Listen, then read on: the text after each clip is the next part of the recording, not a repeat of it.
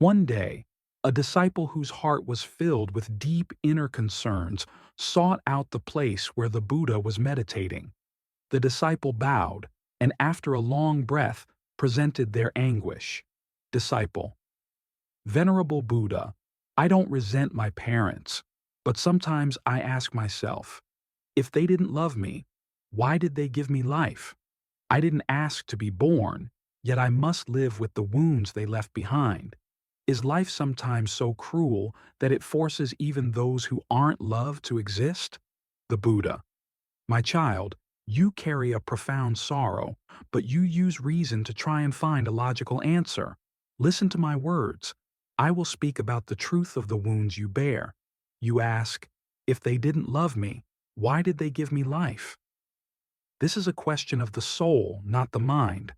My child, the people who gave you life did so not because they were ready to love a new being, but because they lacked the clarity to understand what love is.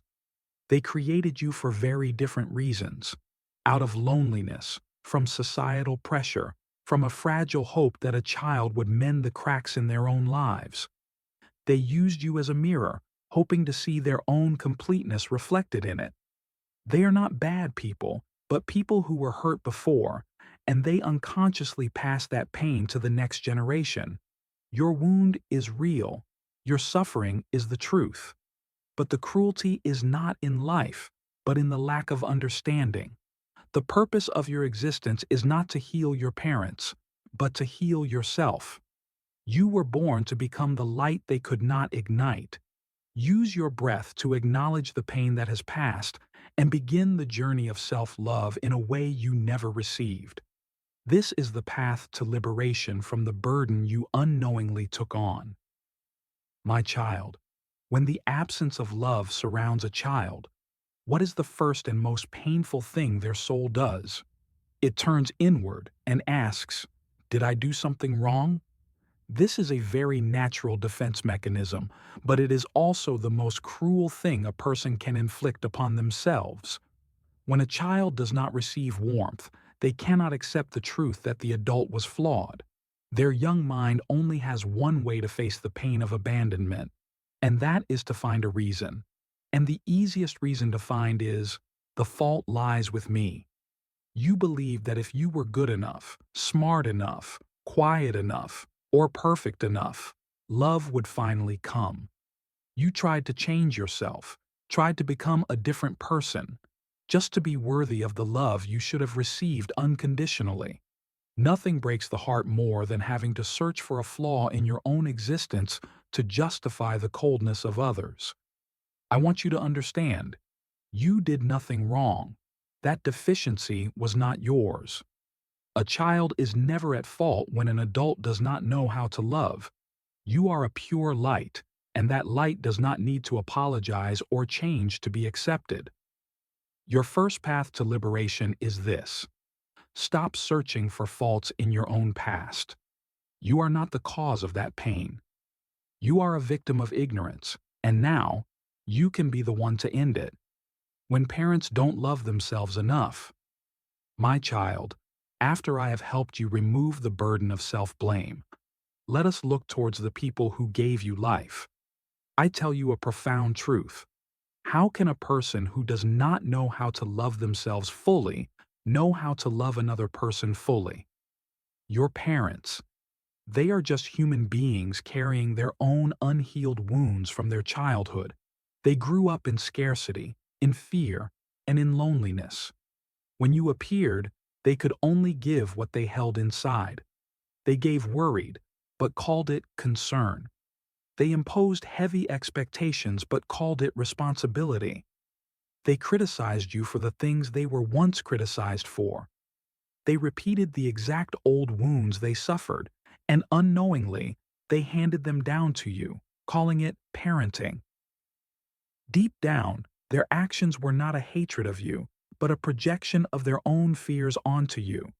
They feared failure, feared judgment, and they used you as proof to show they were responsible, mature people. You do not need to bear their pain. You cannot fill the voids in their soul with your existence.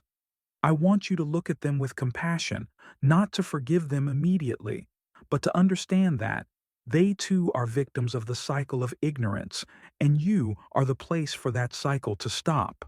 When life is born from a lack of clarity, my child, I want you to grasp a fundamental truth of human life. You thought that life must always be the result of complete love, but that is not so. Not all births in this world come from a pure fire of love. Many lives are created from the chaotic seeds of a lack of self-awareness. Some children are born from fear. They fear loneliness in old age. Some children are born from loneliness, as adults seek something to cling to. Some children come from an oversight, from an unplanned moment, or from the pressure to save a cracking relationship. This is the truth of dependent origination. Your birth is the result of countless conditions converging, conditions beyond the control of your will. You do not need to blame yourself for having chosen the wrong parents, because none of us have that right to choose. Recognizing this truth is the first step to releasing the burden of guilt. You are not responsible for the expectations or the shortcomings of others. You are simply a pure being, granted the gift of life. When you accept that you did not choose your birth circumstances, you will no longer try to justify or struggle with the past. You will stop asking, "Why me?" and start asking, "What will I do from this moment?" This is the acceptance of letting go. Let go of the notion that everything must be as you wished. Let go of the longing for a perfect childhood. You are a natural, pure life. You do not need to be responsible for the chaos around where you sprouted. Let this acceptance become the cool stream washing away the resentment in your heart.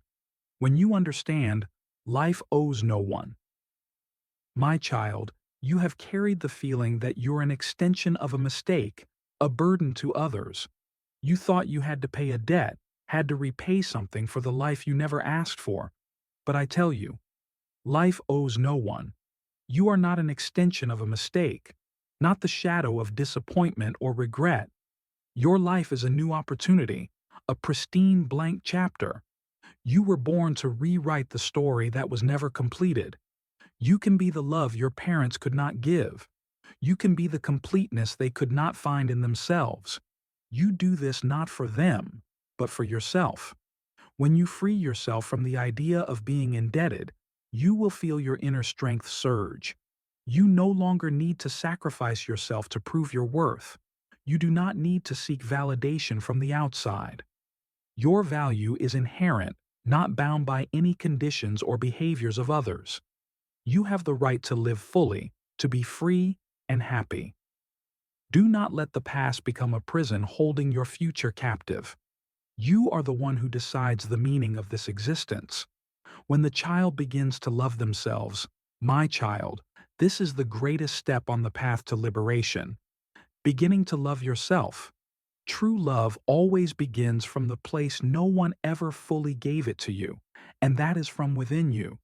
You once waited for a hug from others, waited for a word of validation, but now, do it yourself.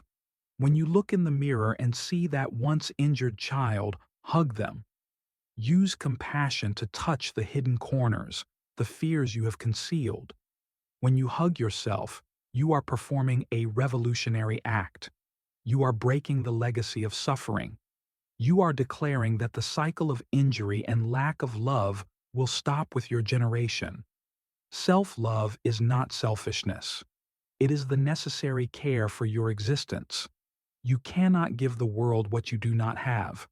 Only when you are full of love and acceptance for yourself can you give authentically without expecting anything in return.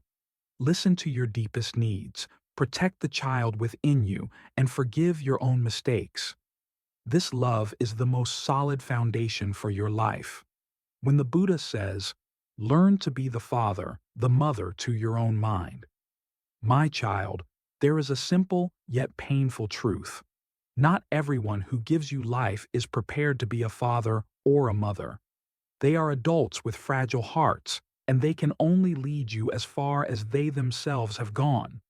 They could not be the father, the mother you wished for. But you have a great power. You can learn to be the father, the mother to your own soul. Become the patient father, the gentle mother you have always yearned for. The father will protect you from your own cruel self-criticism.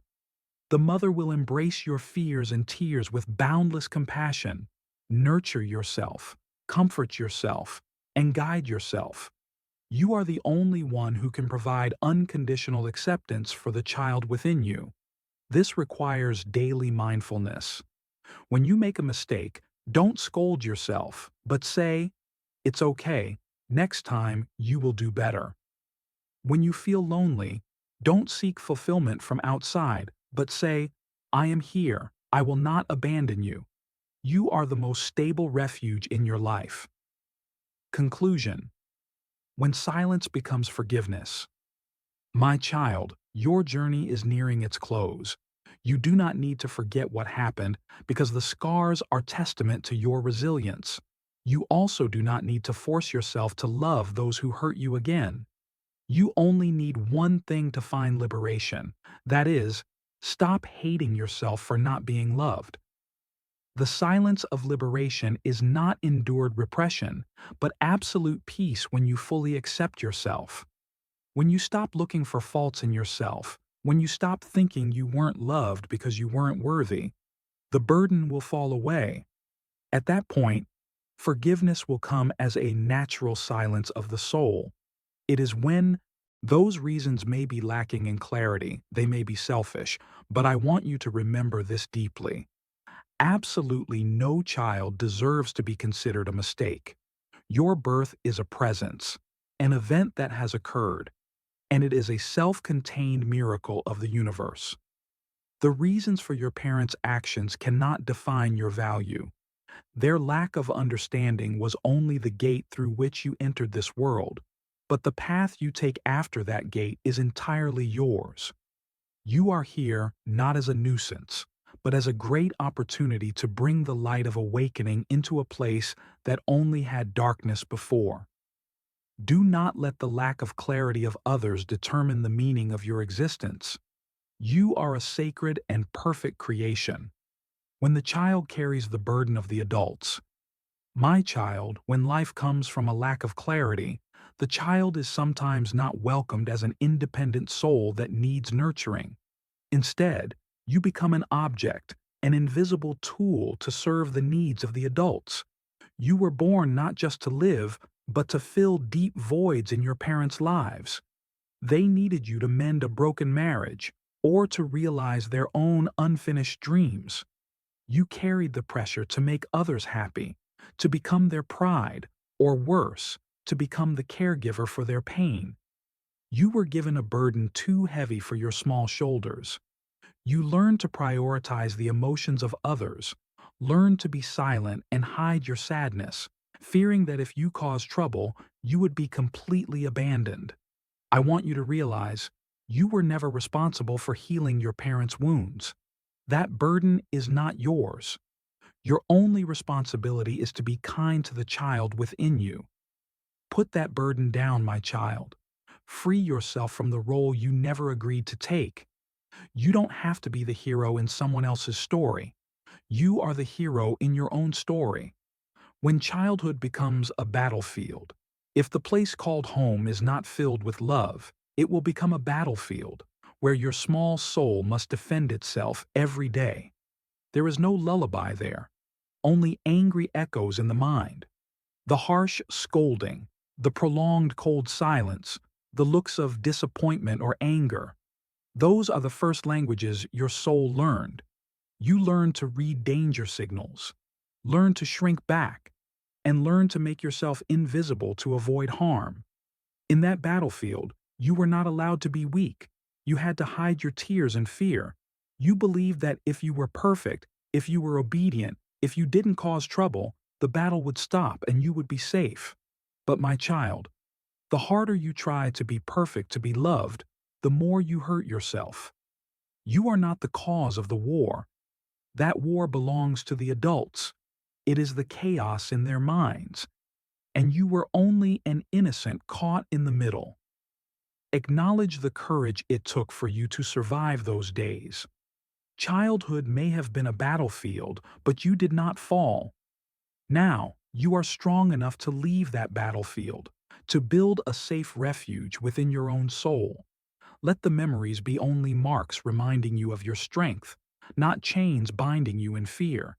When the child grows up without ever being hugged, my child, the hunger for affection can last for many years. When a child grows up without ever receiving a complete hug, without the touch that soothes fear, they must learn a harsh survival lesson. They learn to close their own heart, learn to be self-reliant and not need anyone. They build high walls to protect themselves from pain. They tell themselves that if they expect nothing, they will never be disappointed. But deep inside, that child still exists. They are still waiting for a warm touch, a confirmation that they are accepted and loved unconditionally. They await the moment when a loved one will look into their eyes and say, "I love you. You don't have to do anything. I see your loneliness." That coldness has become your personality, the way you interact with the world. You fear closeness because you are used to the pain of being pushed away. But my child, the hug you are waiting for does not necessarily have to come from outside. I want you to return and give that hug to the child who was once lonely. Touch your pain yourself, soothe your wounds yourself, and say to that child, "I am here with you. You did very well. You are loved." This is the time for you to break the isolation. The true healing touch begins with the compassion you show for yourself. When adults say, "You must be grateful to your parents," my child, when you carry the wounds from childhood, the world often places another burden on your shoulders. The word gratitude. They say, "They gave you life, raised you, you must be grateful." Gratitude for life is a correct thing, a truth I always remind you of. But I want you to clearly distinguish. Gratitude for life is different from forcing the heart to thank the pain. When people ask you to be grateful, they are asking you to deny the truth of what you have endured. They are trying to heal your parents' shortcomings by wounding the truth in your soul. Gratitude cannot be a command. It must be a natural stream flowing from the heart when you feel peace. Forcing a wound to be grateful for the very hand that made it bleed. That is an immense cruelty. You don't need to pretend. You don't need to act. The truth of your pain is important. Allow yourself to feel everything, including anger or hurt, before speaking the words forgiveness or gratitude.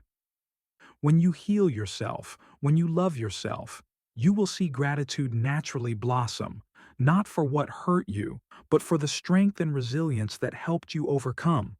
Only then is the word gratitude truly liberating. When the child matures through silence, my child, the wounded child learns to grow up without words. You didn't need anyone to teach you, but you knew a bitter truth. When you tried to express your feelings, no one would truly understand. Your parents were too busy with their own pain to listen to you. The world around was too fast to see you shrinking away. And so, you isolated yourself in a castle of silence. Silence became your survival strategy. You held back everything: the anger, the sadness, the longing for love, and the question, "Why am I not good enough?" You wrapped them up, placed them deep in your chest, and carried them like heavy luggage on every path of life. This silence has turned into a wall separating you from the world. You know how to talk about everything, except the most important things about yourself. I want you to know that silence may have protected you in the past, but it is killing your life in the present. I want you to break that silence, not to yell or blame, but to free yourself. Find a safe place, whether it is a journal, a soul friend, or me, the Buddha, and start speaking out about what you have kept hidden. Freeing your words is freeing your soul. When the world says, "Forgive," while you're still struggling with the fragments, the world advises you, "Just forgive." Forgiveness is freedom. They speak of forgiveness as a switch you can turn on immediately. But I, the Buddha, want you to understand the truth of forgiveness. Forgiveness is not an act of will, not a forced decision. You cannot force your heart to let go of pain when it is still too raw and aching. If you try to forgive when you're not ready, it is merely denial, a thin coat of paint covering up the anger. That will not bring peace, but only create more inner conflict. I say that true forgiveness does not come from your determination to no longer hate. It comes from a natural moment, when you no longer have the strength to hate, no longer have the energy to hold the pain. Forgiveness is not a declaration that what they did was right. Forgiveness is a declaration that you deserve to live in peace, unburdened by the karma of others. Be patient with yourself. Do not follow the world's advice. The first thing you need to do is have compassion for your own suffering. When you heal yourself, forgiveness will come like a gentle breath, as natural as the mist lifting at sunrise. When the child looks back at the one who gave them life, my child, when you have gone through the journey of healing your own pain, you will have enough strength to do one important thing. Turn back and look at the person who gave you life with the eyes of understanding, not of injury. You will see more clearly the person who once hurt you turns out to be just a person collapsing in their own darkness. They carry the wounds from their parents, carry the deficiencies, the fears they never dared to face. They are another child who was never hugged. They are a soul who was never loved correctly. They did not have the tools to give you what they never had. They only knew how to reenact the tragedy that happened to them. This realization does not mean you have to accept the pain they caused, but it helps you release resentment.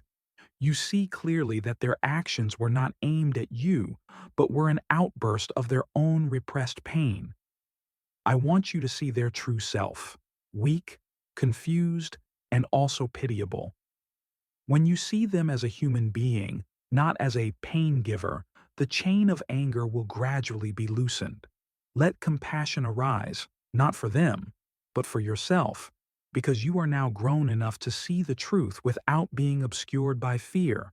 When the Buddha says, "No one chooses where they are born," my child now looks at the simple truth of existence.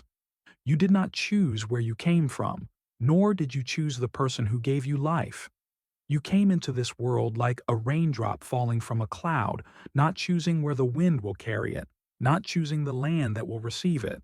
You let go of the effort to understand why they did what they did or why you were the victim. You simply let everything pass. The pain of the child within you is truly freed when you say to them, "It was not your fault. You did everything you could. You are loved by me, by your own self. Walk your own path, my child. You survived the storm, and now it is time for you to bloom brightly in the light of the compassion you have ignited for yourself."